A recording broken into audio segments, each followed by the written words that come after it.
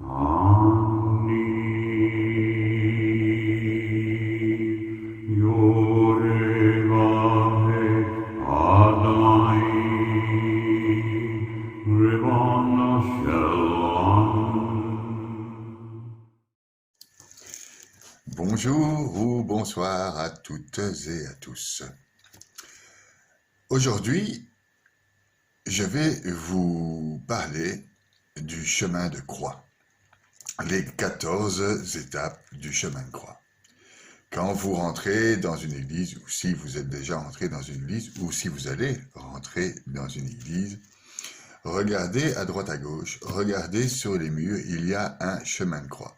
Ce sont les 14 étapes que Jésus a traversées durant son calvaire, jusqu'à sa résurrection. Ce chemin de croix peut certainement et doit certainement servir à nous aider à passer les épreuves que nous a concoctées le maître d'ouvrage et surtout le professeur de travaux dirigés assis à ses côtés. Tout le monde a une croix et il faut que nous la portions. On a un défaut, on a une tare, quelque chose qui nous suit depuis le début de notre existence. Moi, par exemple, c'est la soif de reconnaissance qui mène à la tyrannie, mais aussi à la réalisation de l'entièreté de mes rêves. Pour d'autres, ce sera la jalousie qui mène à la séparation, qui mène à l'emprise totale sur l'autre, mais qui permet de combler ses manques affectifs et même financiers pour certains. D'autres encore, c'est la bonté, ou la pingrerie excessive, ou qui mène au désarroi, à la perte d'estime de soi, dans un cas comme dans l'autre, à l'exclusion des cercles d'amis, etc. Nous avons chacun notre croix. À chacun sa croix. Elle peut des fois nous sembler trop lourde. Certains ne se posent même pas la question de la croix. Qui est-elle? Où est-elle? Certains d'ailleurs ne rentrent pas dans les églises. Certains n'ont jamais ouvert la Bible. Le Seigneur Jésus, en portant cette croix, il nous sauve par tout ce qu'elle peut nous enseigner. Il nous dit, bien après que Saint Pierre refuse sa crucifixion, dans ces moments, dans ce dernier moment, si quelqu'un veut marcher à ma suite, qu'il renonce à lui-même et qu'il prenne sa croix et qu'il me suive. Voilà ce qu'aujourd'hui je vais tenter d'expliquer par cette méditation et cette prière. Je vais retourner un peu le discours sans concession de Jésus à la fin de ses jours. Avoir conscience de cette croix, suivre le Christ, sanctifier son nom, laisser la place dans son cœur pour que son règne règne, que sa volonté soit faite, que ses volontés, ses commandements dans notre vie guident nos vies. Vous pouvez voir la capsule sur les 3 premières demandes théologales du Notre Père que j'ai faite précédemment à ce sujet. Donc, la sanctification de son nom, le règne et sa volonté. D'autre part, une fois suivis ces commandements, pour nous, il est plus facile d'apercevoir cette croix et de la comprendre, et par la suite de porter notre croix. Pourquoi? Parce qu'on découvre qui elle est, quel est son objet, quel est son poids, quelle est sa texture. Chacun sa croix. Votre croix n'est pas la mienne. Vous portez votre croix, il faudra la porter comme partie intégrante de votre personnalité. Lors de la remise en cause, lors du recul sur soi-même, dans la recherche du discernement, dans la prière, dans l'oraison, avec la méditation, à la messe du dimanche, ou même en faisant la vaisselle, que sais-je encore. Définir dans le nous, dans ce moi profond, où se situe le lieu exact où est plantée notre croix. Il y a un espace distinct dans notre jardin intérieur où elle se trouve. Quand vous l'avez trouvée, c'est elle qu'il faudra porter, glorifier jusqu'à la résurrection. Vous n'y couperez pas. La croix doit être portée jusqu'à l'homme ou la femme nouvelle. Alors, à la fin, on ressuscite. Si vous ne portez pas cette croix ou que vous ne la voyez pas, que vous n'avez aucune conscience, vous resterez probablement coincé en chemin. Certains seront coincés à la 5e station lorsque Simon de Cyrène aide Jésus à porter sa croix, et ils en restent là, toujours à la demande d'aide, toujours à la demande affective, toujours dans les demandes à compter sur l'autre. D'autres, c'est à se lamenter dans les jupons de leur mère jusqu'à la fin de leur vie. C'est la 4e étape de ce chemin, etc., etc. D'autres encore tomberont en dépression, de chute après chute, à la vision de la beauté de cette croix même. En effet, cette croix, c'est un diamant. Cette croix, c'est votre diamant. C'est votre diamant qu'il faudra porter. Je m'explique.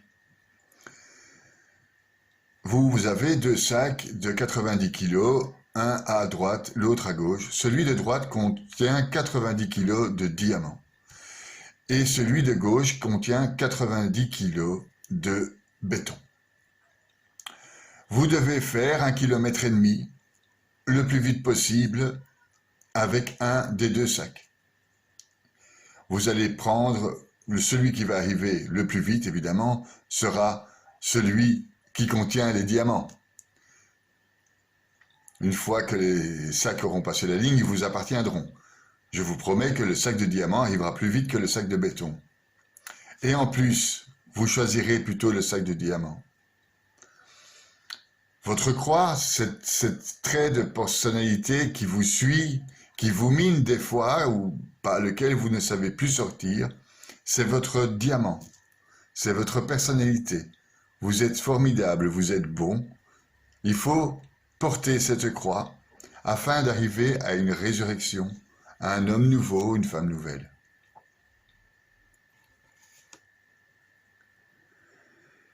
Toi-même, comme un grain de moutarde à ton tour, aie le courage de la perdre dans ta vie pour avoir confiance en la promesse du bel arbre. Ce grain qui doit mourir d'abord dans les ténèbres de la terre, craquer, s'ouvrir, percer l'écorce, monter dans les ténèbres de la tourbe, et enfin percer le sol pour voir la lumière.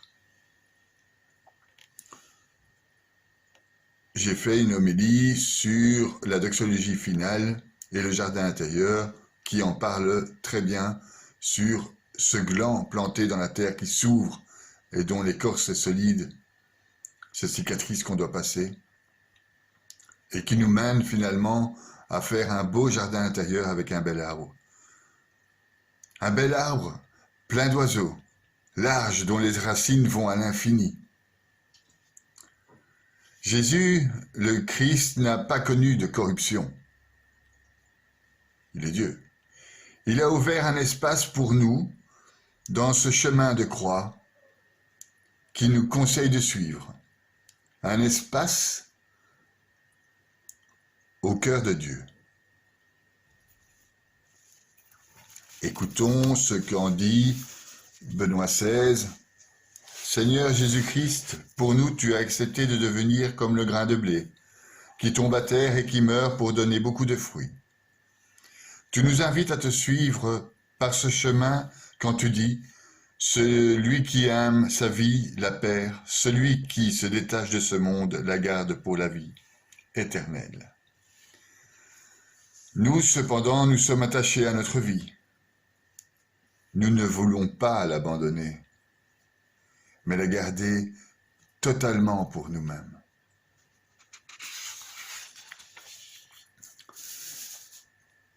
Le Père Gilbert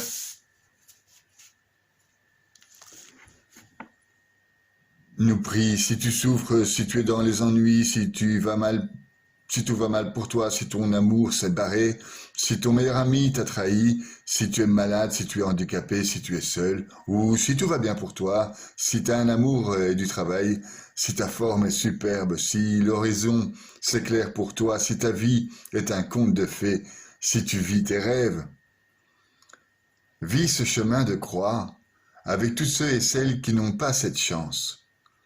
Le chemin de croix n'a pas d'autre but que de suivre Dieu dans son calvaire et d'aller au-delà dans cette souffrance insupportable. Aller au-delà, ensemble, et tu verras le bout, la lumière qui transfigurera. Padre Pio nous dit à son tour, « Oui, j'aime cette croix. La croix seule, je l'aime parce que je la vois toujours sur les épaules de Jésus.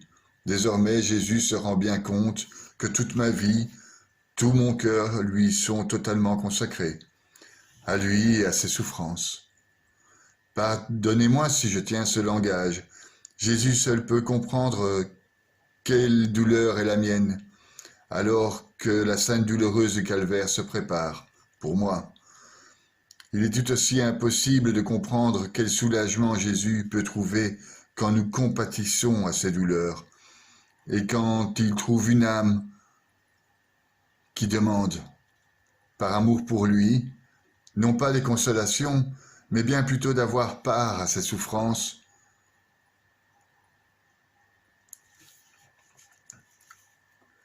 Mon père, mon confesseur, m'a appris que le chemin de croix était surtout une prière. C'était pas l'énoncé de toutes les étapes douloureuses qu'on pourrait traverser. C'était une prière adressée à Dieu. Une prière, finalement, c'est la parole qu'on adresse à Dieu. Prions alors aujourd'hui, méditons ensemble ce chemin, cheminons ensemble, si vous le voulez. Je vais vous énoncer, à ma manière, le chemin de croix, guidé par les écrits saints, guidé par l'homélie de Benoît XVI, guidé par les discours rock'n'roll de Guy Gilbert, et aussi par la lecture que j'ai eue à ce sujet de Padre Pio. Nous allons donc commencer par cette prière. Nous t'adorons, ô Christ, nous te bénissons, car t'as racheté le monde par ta sainte croix.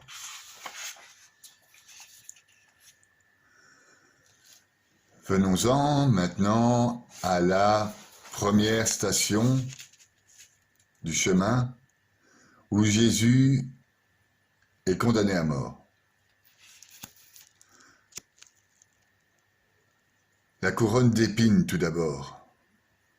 La couronne que des imbéciles, des crétins finis de militaires sans cerveau, les soldats du gouverneur, cruels, lui ont infligée pour se moquer de lui. Cette couronne est celle de la vérité mise à jour, celle qui dérange. C'est celle du silence, prise pour folie. C'est celle de l'orgueil. Pilate, lui, aurait bien été plus sage, car il était plus intelligent, plus instruit. Il discute. Il essaye de comprendre. Il est marqué « Qu'est-ce que la vérité ?» Ayant dit cela, il sortit de nouveau à la rencontre du peuple juif et il déclara « Moi, je ne trouve aucun lieu de motif de condamnation. » Jean 18.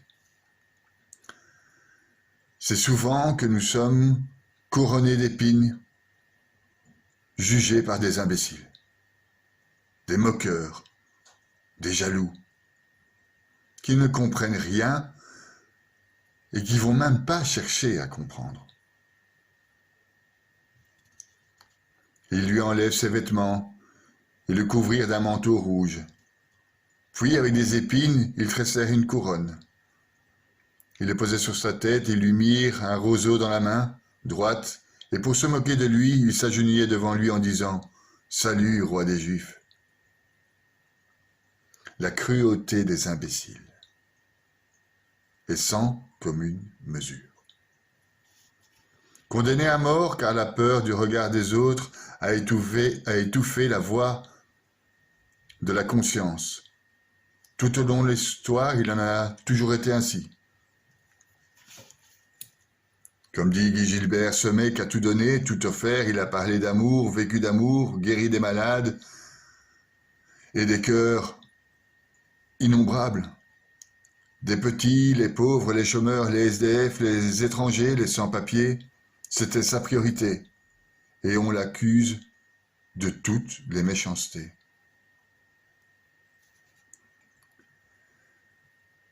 Prions. Prions pour les victimes, celles et ceux qui ont été agressés, violés, volés, violentés par la jalousie et la colère, ou par tout autre péché. Ils sont les préférés de Dieu. Prions pour ceux et celles qui savent que leur maladie les entraîne vers la mort. La deuxième station, c'est quand Jésus est chargé de sa croix. Imaginez donc cette croix lourde, les fameux 90 kilos. Il avait été battu par les légionnaires auparavant. Son sang avait coulé sur son visage longtemps. Des épines d'Orient particulièrement longues avaient été enfoncées dans son crâne. Il a porté la croix. Par cela, il nous a invités à suivre un chemin. Celui qui ne prend pas sa croix et qui ne me suit pas n'est pas digne de moi. Matthieu 10. Accepter notre croix, ne pas la fuir, ne pas nous lamenter, ne pas laisser nos cœurs abattus devant les peines de la vie. Parcourir le chemin de l'amour, d'obéissance à ses exigences et atteindre la vraie joie. Atteindre l'homme nouveau. Prions. Prions pour dire au Christ, aide-nous, je t'en supplie, Et n'oublions jamais qu'il nous donnera toujours la force.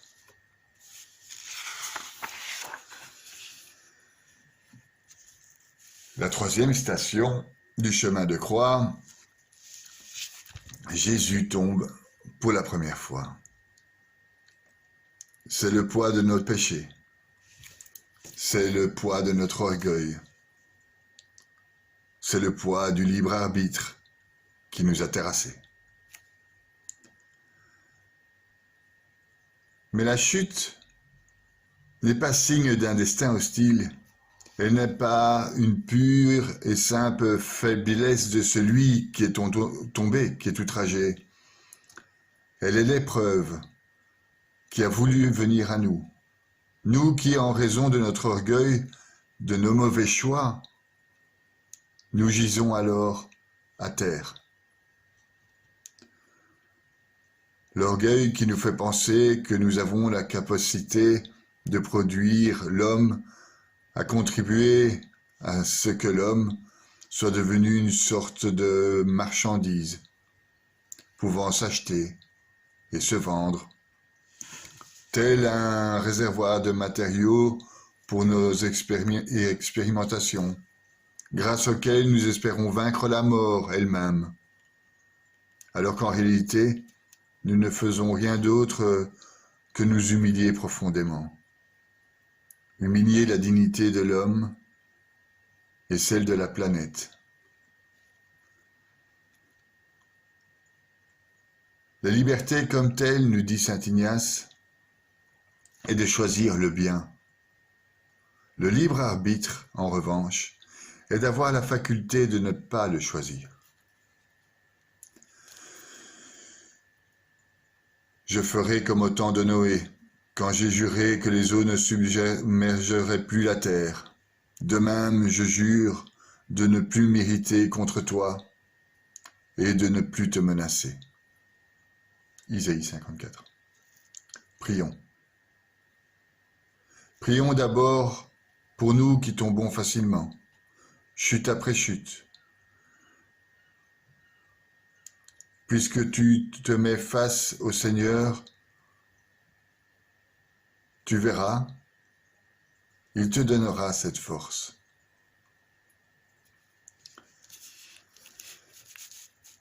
Passons à la 4e station où Jésus rencontre sa mère. Sa mère, Marie, qui a cru l'ange Gabriel lors de l'annonciation incroyable.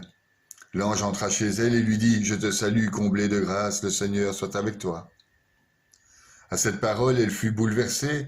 Elle se demandait ce que pouvait signifier cette salutation.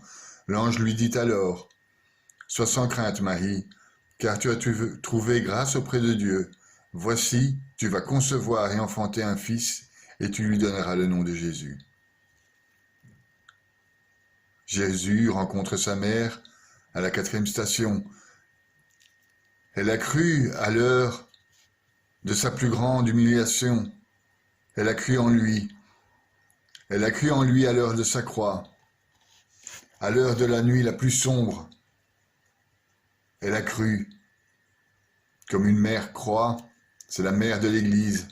Comme toutes les mères sont censées le faire pour leurs enfants, croire en leurs enfants, avoir une confiance en leurs enfants, un amour inconditionnel. C'est une confidente, un soutien dans les épreuves. Normalement, disais-je. Jésus, voyant sa mère, et près d'elle le disciple qu'il aimait, dit à sa mère, « Femme, voici ton fils. » Puis il dit au disciple, « Voici ta mère. » Et à partir de cette heure-là, le disciple l'a pris chez lui. Il a fait, en ce jour, Marie, notre mère. Prions. Prions pour toutes ces mères crucifiées, penchées sur le lit de leurs gosses, accidentées, malades, handicapées. Prions pour les mères épouvantées par toutes les drogues et l'alcool, par le sexe qui rendent fantômes, traumatisés leurs gosses tatoués de ronces, de terrifiants têtes de mort, terrifiant le calvaire de ceux et celles qui ont porté et qui s'enfoncent dans la nuit, sans fond des rêves inaccessibles et qui les tuent. Prie pour ta maman.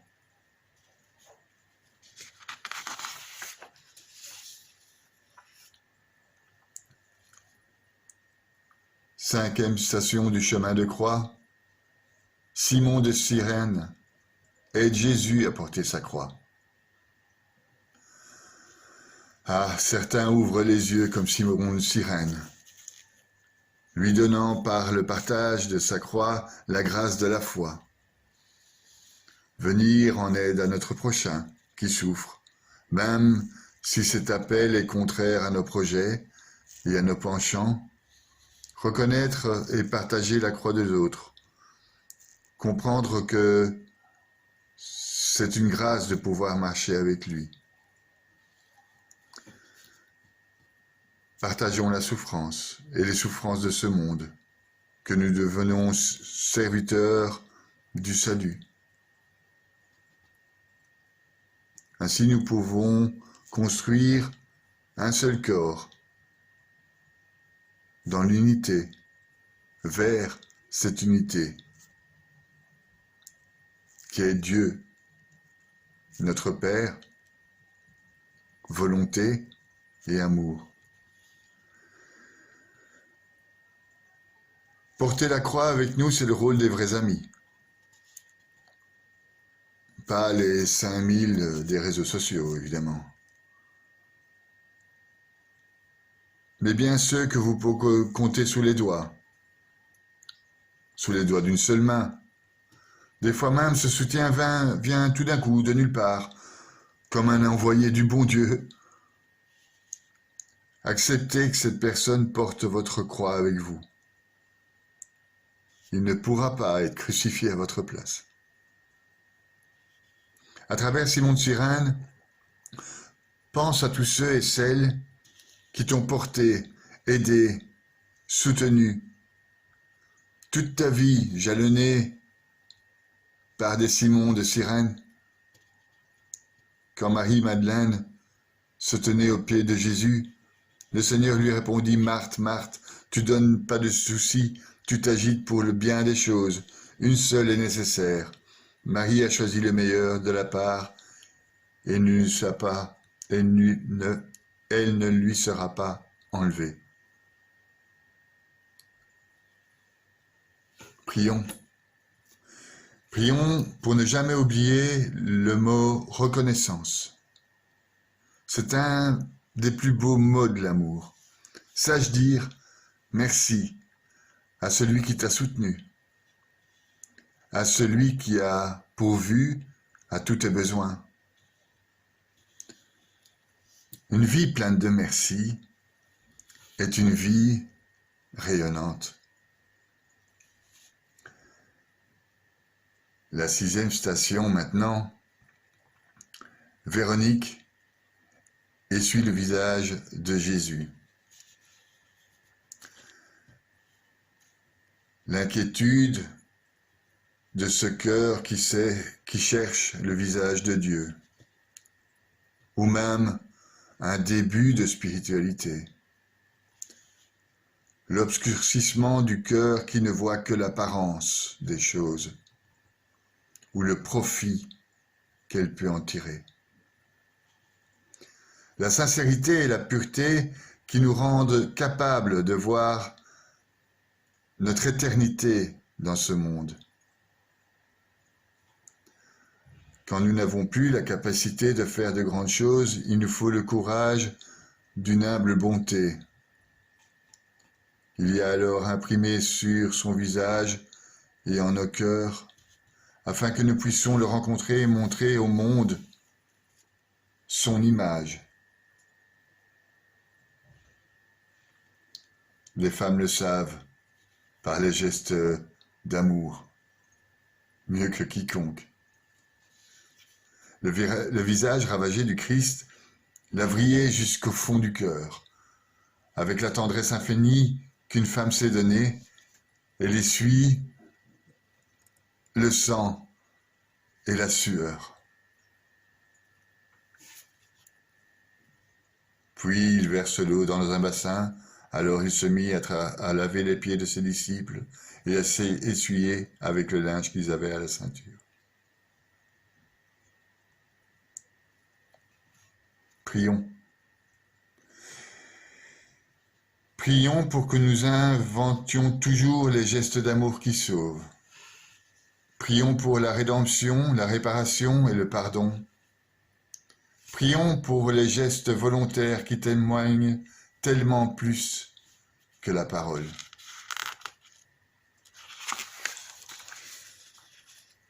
La 6e station du chemin de croix de Jésus qui tombe pour la 2e fois. C'est notre poids qui fait tomber. Seuls nous n'arrivons pas à nous relever de la cendre, la puissance de la concupiscence. Saint Augustin nous dit à propos de cette concupiscence, « Des vapeurs s'exhalaient de la boueuse concupiscence de ma chair, du bouillonnement de ma puberté.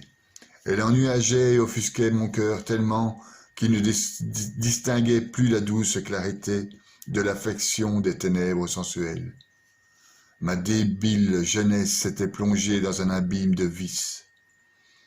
Vous vous taisiez alors, jetant de plus en plus de stériles semences génératrices de douleur avec une bassesse superbe et une lassitude inquiète.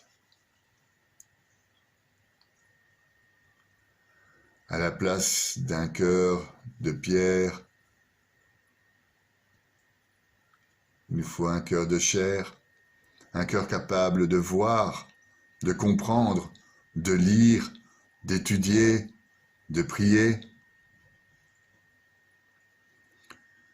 Détruire le pouvoir des idéologies, des idoles, du New Age, des pseudo-élévateurs spirituels modernes, miroirs de leur égocentrisme. Que les hommes reconnaissent qu'elles sont tissées de mensonges. Ne permettons pas que le mur du matérialisme devienne insurmontable. Percevons la présence divine, sobre et attentif, pour résister aux forces du malin. Reconnaissons les besoins extérieurs, mais aussi les besoins intérieurs des autres. Soutenons-nous mutuellement. Se relever afin que nous puissions relever les autres. L'espérance au milieu des difficultés et des obscurités afin que nous puissions devenir porteurs d'espérance, nous-mêmes, pour le reste du monde. Isaïe 40, une voix proclame, dans le désert, préparez le chemin du Seigneur, tracez droit dans les terres arides, une route pour notre Dieu. Que tout ravin soit comblé, toute montagne et toute colline abaissée, que les escarpements se changent en plaine et les sommets en larges vallées. Prions. Prions pour ne jamais dire à quelqu'un « tu ne changeras jamais ». On peut tuer aussi l'être aimé. Pense toujours qu'après la chute, on peut toujours se relever. Les êtres de lumière dont nous manquons tragiquement, ce sont d'abord des êtres de miséricorde. La 8e station. Jésus rencontre les femmes de Jérusalem qui pleurent sur lui. Jésus devait être émerveillé dans ce cauchemar dingue qu'il vivait de voir des yeux d'amour qui l'accompagnaient jusqu'au bout. Qui est la priorité dans ta vie? Ton regard fraternel va d'abord vers qui? Cette station nous parle de la pénitence, du jour du jugement. Un appel à sortir de la banalisation du mal dans laquelle nous nous complaisons, de manière à pouvoir continuer notre vie pépère, tranquille. La gravité de notre responsabilité envers les autres, nos enfants, notre conjoint, notre planète, le danger d'être trouvé un jour et trop tard, coupable et stérile. Comme un arbre sec, un figuier, faisons plutôt de nous des sarments de vigne, des sarments vivants de la vraie vigne, que nous portions le fruit pour une vie éternelle. Beaucoup de femmes étaient présentes aux côtés de Jésus tout au long de son prêche. Cette aide féminine, cette sensibilité attentive aux besoins des autres. Des femmes qui avaient été guéries de maladies, des esprits mauvais, Marie appelée Marie-Madeleine, laquelle était sortie des 7 démons. Jeanne, femme de Courza, intendante d'Hérode, Suzanne et beaucoup d'autres qui le servaient en prenant sur leurs ressources. Luc 8. Si le péché déchire le cœur jusque dans ses replis endurcis, il fait jaillir des larmes brûlantes de remords et d'amour. Alors, il devient une échelle qui nous approche et qui nous élève et qui nous conduit à Dieu. Prions. Prions pour l'être cher qui s'en est allé, pour le soutien qu'on a eu des copains, des amis et des parents, pour que leur vie soit belle dans l'éternité, pour que leur âme découvre la lumière, pour leur résurrection. 9e station du chemin de croix, Jésus tombe pour la 3e fois. Dans notre champ mystique, nous voyons plus d'ivraies que de bons grains. Dans notre jardin intérieur, plus de ronces et d'orties que de roses et d'orchidées. Les visages sont salis de l'amour sur YouPorn, infidèles, adultères, les couples redissous, séparés, reséparés, redissous, etc. Tout est légalisé quand on avorte parce qu'on n'assume pas, quand on prône le LGBT jusque dans les écoles et les églises, quand le pétard, le ricard et la bière, la drogue sont des biens culturels, comme le sport, le foot à ses hooligans, les religions, leurs terroristes, ce qu'ils appellent, eux, le noyau dur. Et la liste est encore bien longue de toutes ces occasions de chute érigées par l'homme comme un veau d'or dans le monde. Ceci devrait nous effrayer, car c'est nous-mêmes que nous salissons, c'est nous-mêmes que nous trahissons. Nos âmes à chaque fois, avec toutes nos belles paroles et nos beaux gestes de complaisance, s'évanouissent. Adam chute toujours et à nouveau. Par notre chute, nous traînons à terre et Satan s'en réjouit, parce qu'il espère que tu pourras plus te relever de cette chute. Il espère que, t'ayant entraîné dans cette chute, tu resteras à terre, vaincu. Mais toi, tu te relèveras. Tu t'es relevé, tu es ressuscité, et Dieu peut aussi nous relever. Il est là jusqu'à la fin des temps, miséricordieux. C'est la chute de l'espérance du divin du Seigneur. D'une peau de chair, tu m'as vêtu d'os et de nerfs, tu m'as brisé, tissé. Tu m'as donné vie et amour, veillant sur mon souffle avec sollicitude. Mais tu as gardé une arrière-pensée, je ne sais ce que tu trames.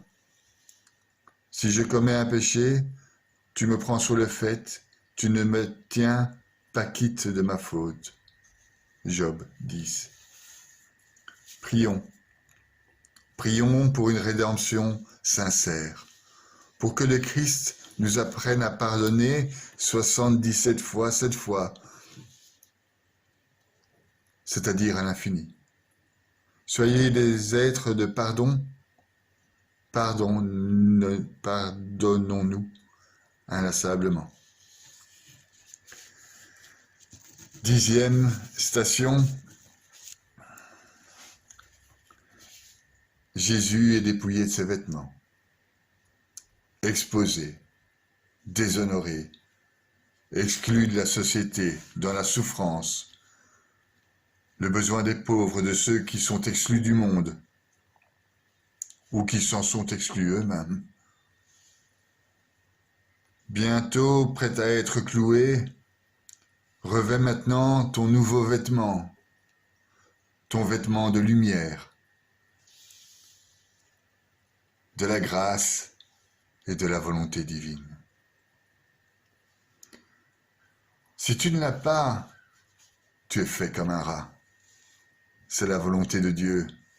Il faut que tu assumes maintenant, que tu acceptes d'être à poil devant tous. Une ultime mise à nu de ton âme. À poil tout nu. Pour tout être, ce dénuement est terrible. Les prisonniers ont toujours été blessés intérieurement quand, au commissariat, comme en entrant en prison, ils doivent se dépouiller de tous leurs biens. Et tous ceux et celles qui, dans les camps de concentration nazis, n'avaient plus d'identité, puisque c'est nus qu'ils allaient dans les fours et dans les chambres à gaz. Et nous, il nous faut revêtir sans cesse cet homme nouveau, cette nouvelle lumière qui nous pousse au combat quotidien avec de plus en plus d'amour. Prions. Prions comme saint Paul pour demander seulement que Dieu nous couvre de manteau de l'amour, que jamais aucun être humain ne pourra t'enlever ce manteau-là.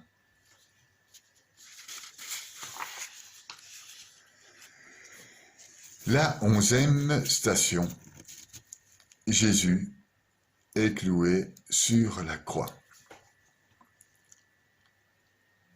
Sur la croix, acceptant la terrible cruauté de cette souffrance, la destruction du corps, de la dignité, il s'est fait clouer, il a souffert sans fuir et sans accepter les compromis.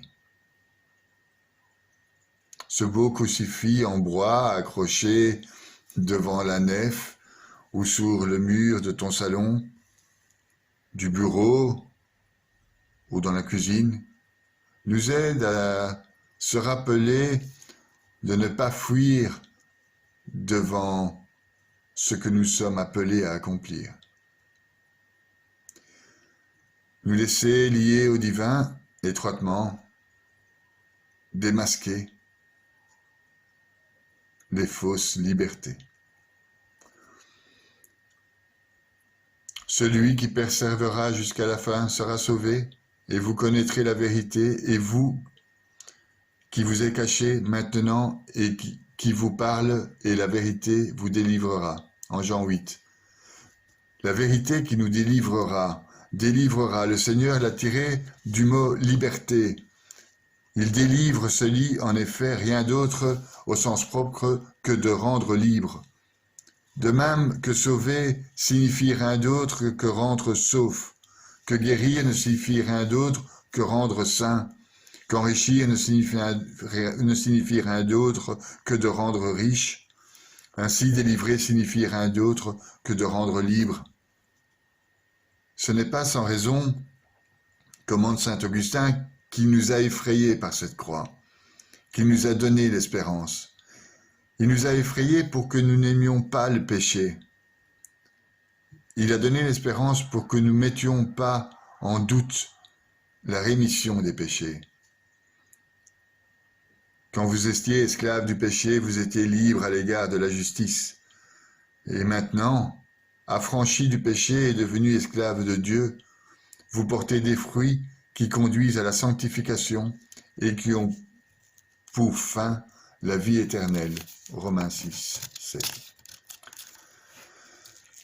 Tant d'êtres se sont retrouvés cloués sur les lits d'hôpitaux, les jeunes accidentés à la sortie des boîtes de nuit, les handicapés, les malades, les anciens. Prions. Prions pour toutes ces personnes qui souffrent dans leur chair et dans leur cœur, que notre tendresse aille vers eux, que notre regard sur eux ne soit pas encore d'autres clous qu'on enfonce. La 12e station du chemin de croix, Jésus meurt sur la croix. À l'heure de sa mort, le soleil s'éclipsa. Mais Jésus, poussant de nouveau un grand cri, rendit l'esprit. Et voici que le rideau du sanctuaire se déchira en deux. Depuis le haut jusqu'en bas, la terre trembla et les rochers se fendirent. Les tombeaux s'ouvrirent, les corps de nombreux saints qui étaient morts ressuscitèrent. Et sortant des tombeaux après la résurrection de Jésus, ils entrèrent dans la ville sainte et se montrèrent au grand nombre de gens.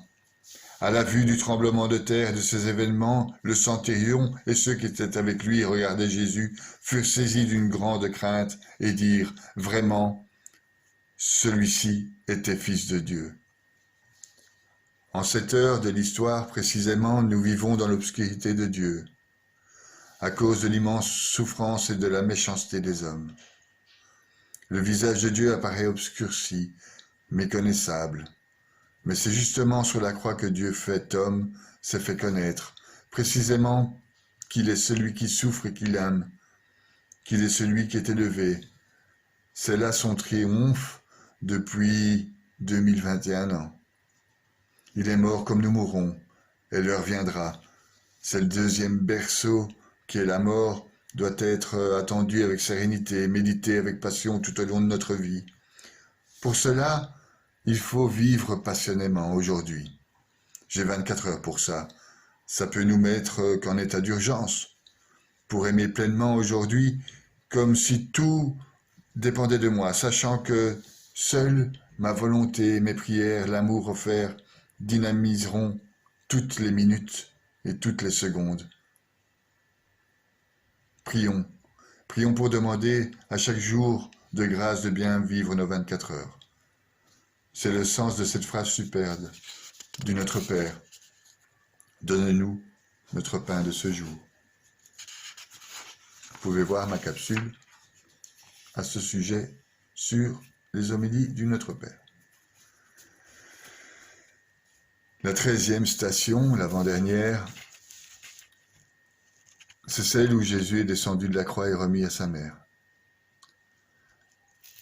Gardez-vous de tomber dans l'agitation en luttant contre vos tentations, car elles ne feraient que les fortifier.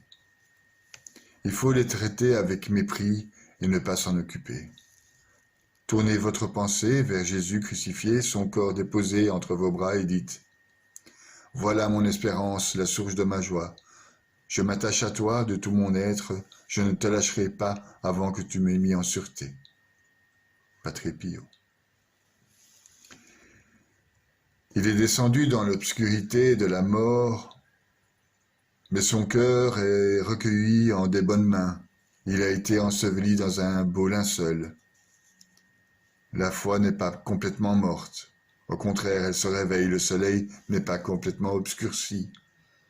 Il rend capable d'offrir nos aptitudes, notre cœur, notre temps, pour préparer ainsi notre jardin où la résurrection pourra se produire.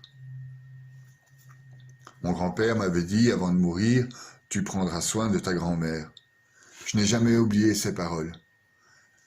et j'ai pris soin de ma grand-mère jusqu'à la fin de ses jours. Tous les saints qui aujourd'hui nous enseignent encore, Sainte Rita, Sainte Thérèse de l'Enfant Jésus, Sainte Thérèse d'Avila, Saint Thomas d'Aquin, Saint Augustin.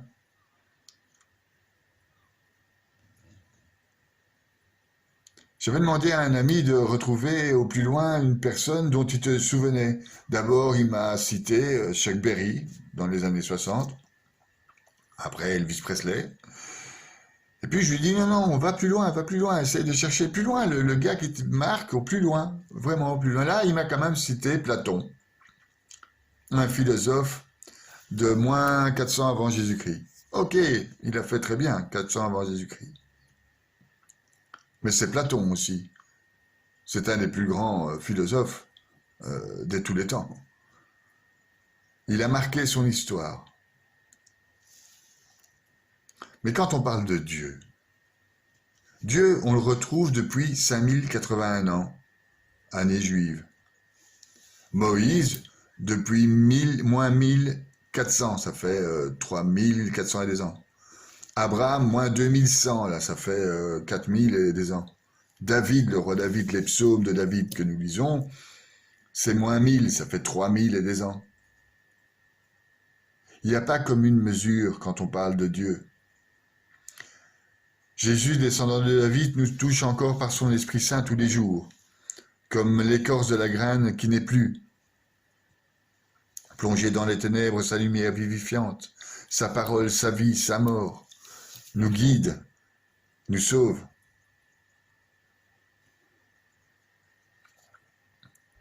Or, près de la croix de Jésus se tenaient sa mère et sa sœur, et la sœur de sa mère, Marie, femme de Cléopas, et Marie-Madeleine. Jésus, voyant sa mère, et près d'elle le disciple qu'il aimait, dit à sa mère, « Femme, voici ton fils. » Et puis dit au disciple, « Voici ta mère. » Et à partir de cette heure-là, le disciple l'a pris chez lui. Jean 19. Prions. Prions Marie, elle a une puissance inégalable auprès de Dieu. Prie les saints, la litanie des saints, Sainte Rita, Sainte Thérèse, Saint François d'Assise et tous les autres. Fais des litanies, n'aie pas peur d'égrener chaque jour ton chapelet. Médite cette prière. Elle a une force pas possible. La 14e station, pour cette fin de méditation sur le chemin de croix, cette 14e station, c'est Jésus qui est mis au tombeau. La graine plantée. Voilà le signe qui nous sauve, qui nous donne à chaque chrétien la joie parfaite sur terre. La résurrection est pour nous le signe absolu de la croix et le passage obligé pour aller vers la lumière. La mort du blé qui donne beaucoup de fruits tout au long du temps jusqu'à l'éternité. Du tombeau resplendit par tous les temps la promesse du grain de blé, d'où provient la manne véritable, le pain de vie qui est offert lors de la traversée des Juifs pendant 40 ans dans le désert. Par l'incarnation et la mort, la parole éternelle est devenue parole proche. Il a mis dans nos cœurs la parole qui donne le fruit. Par l'intermédiaire du grain de blé, pour qu'à notre tour, nous ayons le courage de nous perdre dans notre vie pour la sauver. Et que nous aussi, nous ayons confiance en la promesse de ce grain de blé. Le pain du ciel, la manne comme au désert d'Égypte. Tu as ouvert un espace dans le cœur de Dieu, une espérance et un peuple de témoins de sa résurrection. Il proposa une autre parabole. Le royaume des cieux est comparable à un grain de moutarde qu'un homme a prise et qu'il a semé dans son champ. C'est la plus petite de toutes les semences, mais quand elle l'a poussée, elle dépasse toutes les autres plantes potagères et devient un arbre, si bien que les oiseaux du ciel viennent et font leur nid dans les branches. Matthieu 13. Prions. Prions pour que chacun et chacune vivent leur vie de telle manière que leur seule façon de les voir vivre, on pense que c'est impossible, que Dieu n'existe pas. Enfin, le chemin de croix, c'est notre chemin de vie spirituelle sur cette terre. Celui qu'il nous faut comprendre, aimer, assumer. Beaucoup d'entre nous vont fuir leurs épreuves, ou même pas les reconnaître. La peur de mourir à soi-même sans doute, dans un acte d'humilité, dans le face-à-face avec notre cœur, ou carrément le refus de connaître les Écritures et leur sens profond. Faites pour cela qu'une lumière brille le jour de notre rencontre. Au revoir, bonne journée, bonne soirée, à plus, n'oubliez pas de partager et de liker. Amen.